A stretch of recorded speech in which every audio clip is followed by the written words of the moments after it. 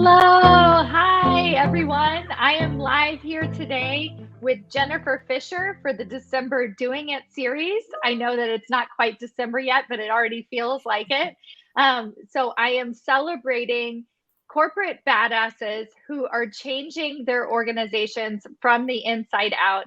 And in particular, some of the women who've been working with me on my executive path that I teach.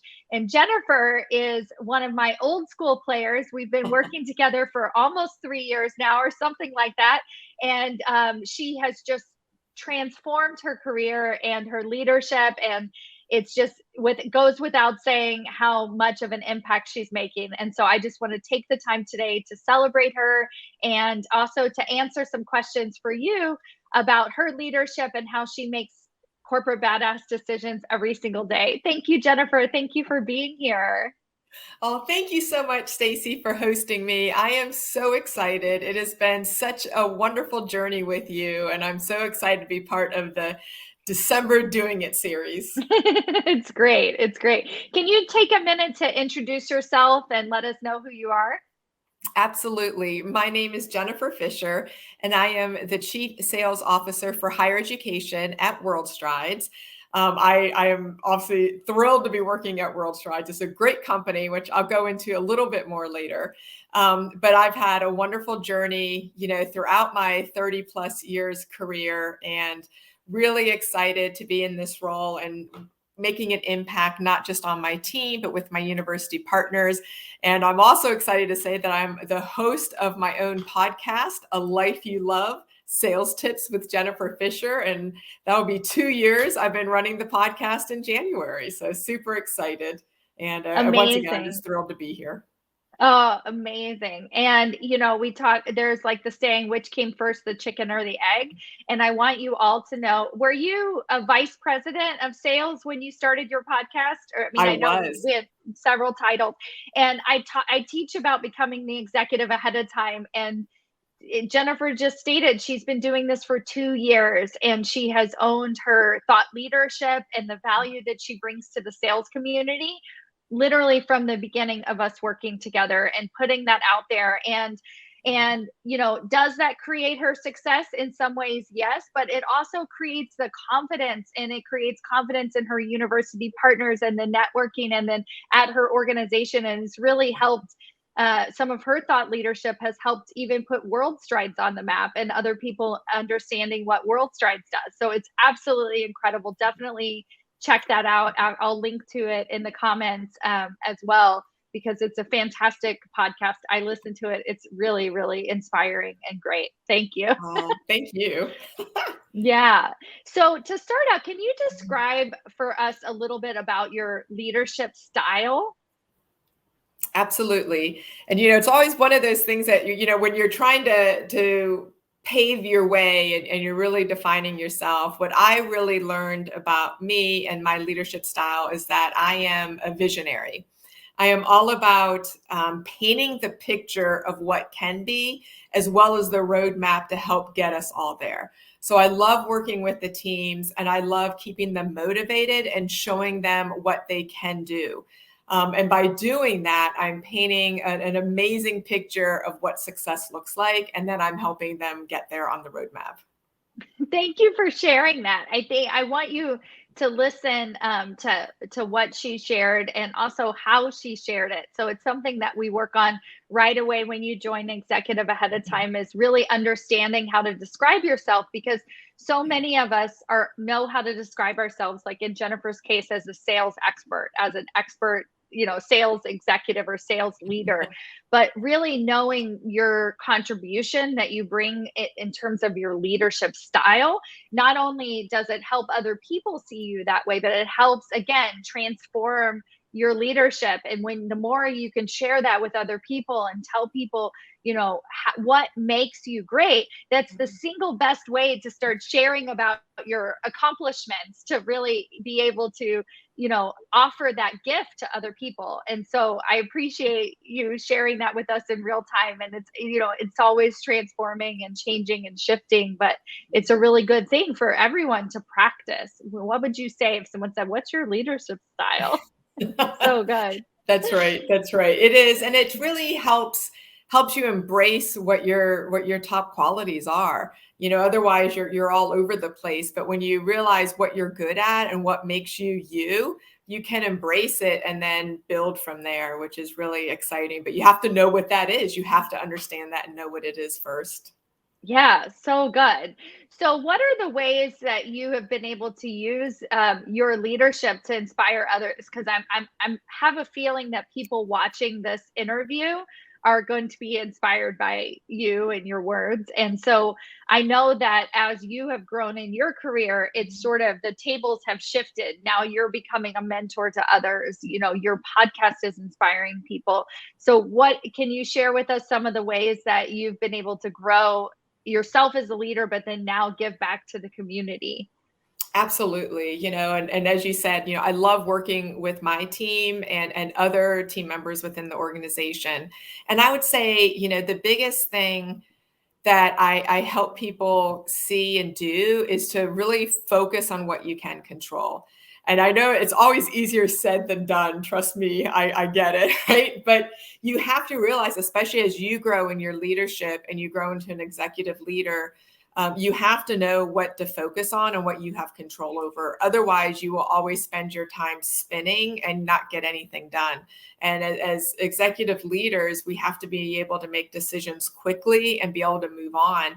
And part of that is knowing, what it is that we can focus on, what we have control over, and then we can execute on that and continue moving on.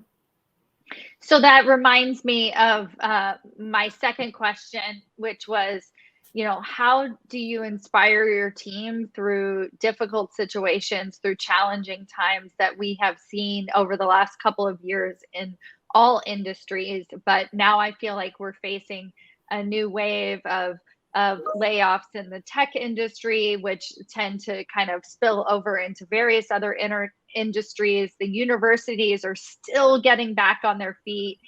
Um, so, so in addition to the focusing on things that you can control, what are some other ways that you keep your team motivated, keep people focused on what they can control? Like, how do we actually do that? Absolutely. And that's really what comes down to the vision. You have to be able to paint that picture. And I'm also, part of that visionary for me is a storyteller, and I want to be able to tell the story. And I always kind of talk about the Wizard of Oz, right? Like, Dorothy and Tin Man and Scarecrow and the lion, they're thrown into a world that they're not prepared for, and they don't know what to do. And in some cases, we're going through that. We went through that at WorldStrides through the pandemic. We're still building and coming back as our university partners are as well. And there's many times that, you think you're going down the yellow brick road, but next thing you know, you have flying monkeys coming at you, and each time you think that you're home clear and you're almost there, there's always something, the sleeping potions in the field or the trees that won't let you get through.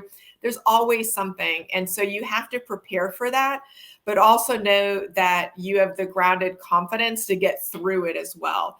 And that's one of the things that I use to help inspire my team is through some of the storytelling, but by giving them that grounded confidence that's like, yeah, like not everything's going to be perfect. And that's okay. We're going to get through it and we're still going to keep on going. And you know what? We're going to be okay at the end. And just reiterating that, enough times. I love that Wizard of Oz story because it really normalizes what's happening to us when there's a lot of change. And that story has been, I don't know what the anniversary of Wizard of Oz is now, but is it like Yes, 80 yes. years or something? But yeah, that story has been told over and over and over and over again because it's true, right? It's what happens to us that we're always going to be thrown obstacles, and but then it's about how do we maneuver through them. And I think having a leader like you that is strong and focused on what she can control, then that helps motivate everybody else on our team. That's right. That's Yeah. right. And then what I also love to close that out with when I'm talking about the Wizard of Oz is when you do get to the end and you're at the end of the yellow brick road and you're meeting the wizard, you realize that everything that you had to get to that point, you had it within you, right? And that's such a good feeling because you're just like, you know what, I can do this. I had it in me the whole time. And I'm just there to help people along and help them realize what their potential is and that they can accomplish whatever their goals are. So good. So tell us a little bit more about the work that you're doing at WorldStrides in particular, because I'm sure that that's what you're helping your university partners do, is realize their goals and bring, dreams to students and international travel and everything. It's just so amazing the work that you're That's doing. right. That's right. Again, I feel like I've got the best job in the world. We are creating at WorldStrides life-changing moments. And in my division with higher ed, that is through our study abroad. And, those are legit life-changing moments that students are going on. And I mean, I remember when I was 16 going to Germany and living in a homestay, for the first time ever.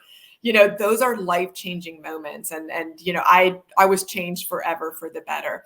And that's what we're doing. We're partnering with our university partners, and we're building these programs so that students can see the world, find themselves, and then really see those life-changing moments. Honestly, it's the best job in the world. And I'm very, very fortunate. But with that, obviously coming through COVID and even building back now, those were tough times. Nobody was traveling internationally. There was no study abroad. Universities, their staff was cut tremendously. Everything was virtual. So just like the rest of the world, like we're coming back, and we're coming back quickly, but there's still, challenges with that, because especially with our universities, their budgets were cut, and their team members, were also let go and cut. And so it's kind of like that story. Everybody's doing more with less, and that brings a lot of challenges with it as well. So it's about keeping focus. How can we stay true to our mission and our goals in helping our university partners, while also navigating our own landmines, but continuing to move forward? Yeah. Yeah. No, I think that's really good to point out, because when we talk about focus on what we can control, it's easy to forget that what we're going through is something that feels very much outside of our control. And in some ways it is. And so that's why the focus on what you can control, keeping the vision clear, that we are not changing, our mission is not changing, our goals still stay the same, how we're connecting with other, partners and universities. And I love your stories too about traveling, not just with the students, but the people at the universities themselves get to experience this and, be Yes. kids again, and travel and study abroad and learn from all of your programs. And you get to do the same. I mean, I can see Oh why my you God. enjoy it so much. Yes, yes. And we just recently got back from our India and Dubai program. And I mean, it was just absolutely incredible. And especially with our university partners that I got to travel with, out of the whole group, only one person had been to India before. And to be able to experience the country together when we've never been there was absolutely incredible. And of course, our ground teams, definitely couldn't do it without, Rohit and other members of our ground team, Anurag. I mean, these were great, great ground partners that we have, and it's just, they made it so special, but we're all experiencing it together. And there's something to be said about that. The excitement in our eyes, all the excitement that we have in everything that we were doing every single day was just amazing. And that's what we're creating for our students. And that's just Yes. so special. It feeds down, and then when we have that type of leadership, it feeds everyone around us. It feeds your CEO, it feeds your leadership team, it feeds everybody, all of your team. People, I know that your leadership is inspiring people at WorldStrides in Australia and other countries, That's right. that are. It's just so incredible. So the name of my podcast is Women Changing Leadership. And I want to close out our conversation today with, why you personally feel motivated to have that voice at the table, to be making this greater contribution as a female leader, and as that chief sales officer, why it matters to have you in the executive suite. Absolutely. And it matters greatly. I am a big proponent, obviously having women in the leadership seat matters, right? Like, this is what is so important. And for me personally, being able to contribute at such a higher level, not only helping my team, but again, these are the impacts that we make on our university partners and on the ground. Like, this is what we do. And it matters. It matters greatly. And to think about my contributions and how we're developing the next round of leaders and female leaders and what that means and the difference that they're going to be able to make as they continue to move up. We're all just doing such great things, and we're going to be leaving the world such a better place. And, that's just, for me personally, that's exciting. I'm here to help and develop. But again, it all comes together from our team as well as with our clients and our university partners. It all comes together, and that it just means so much to me to be able to contribute and make some impactful decisions and experience some life-changing moments. Yeah. And, I love that your answer to that question, which is it matters. And I think for so many women, as we're thinking about our career and getting a promotion, it feels like the opposite of matters.